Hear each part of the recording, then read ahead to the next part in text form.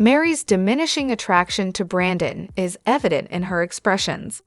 She initially believed the stereotype that white Americans are wealthy, as many Filipinos do, perceiving Branden as someone who could be considered rich in the Philippines due to his financial support, even working 2 jobs to help her build a house. And for a while, it was true that Branden worked 2 jobs to support her financially enough to build a house.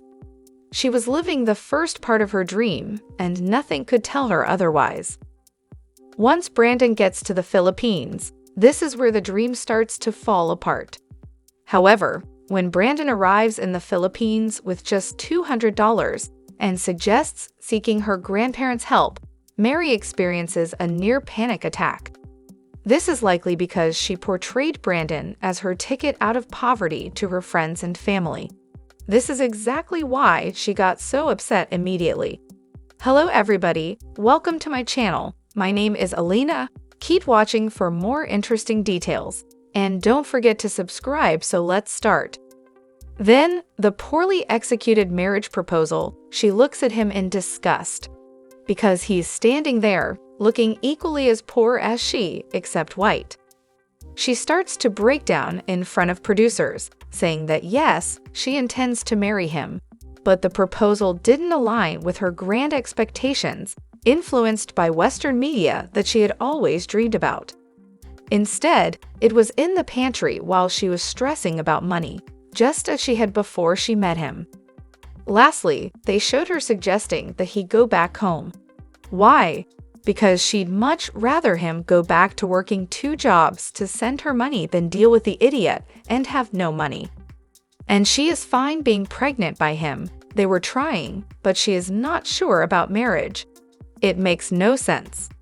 I agree with that statement, but as someone who has moved to a foreign country, I just want to say give Branden a little bit of leeway with his mental state. Culture shock is real, and it does have an effect on your health. The first few months I started living abroad, I randomly developed irritable bowel syndrome. So severe that I got an infection and had to get IVs along with other medication. Culture shock can present itself in different forms, including depression. And on top of that, all their other BS and stupidity got the better of them. One thing is for sure, they're both going to have to get their acts together. If I were Branden, I'd see how far the nearest US military base was and apply for a grocery job there, since that's what he knows. And if that means he has to live a couple hours away from their village, so be it. And both are idiots beyond belief. The only thing they have in common is how mentally fucked they are. It's kind of sad that this is all playing out on TV.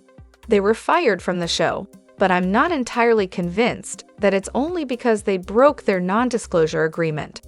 I think that TLC saw the possibility of this ending in a very bad way and wanted to distance themselves. They're both idiots. We've all been saying this since episode 1, but I still have no idea what Branden's plan was once he got there. And that's because from this episode, we see he clearly didn't have one. He keeps asking her how to make more money, while she asks him the same. I found Branden really cringeworthy in this episode. Not just for the shitty proposal, but for how lazy he came off.